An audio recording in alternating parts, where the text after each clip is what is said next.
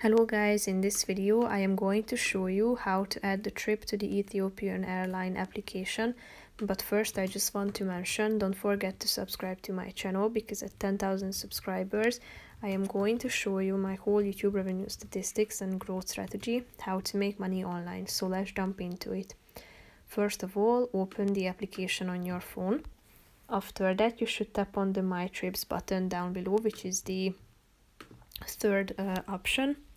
After that you should select from this option past or upcoming.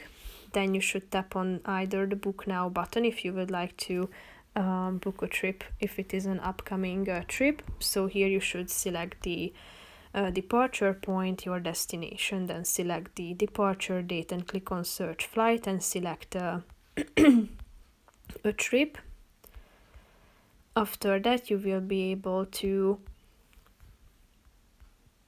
set it to your trip, but if you want to edit manually, just go back to this section and click on the plus icon. Then you should add the booking reference, then your last name and surname, and click on the add trip button, and then it will be added to your upcoming section. So that's pretty much it for this video, guys. See you in the next one. Bye bye.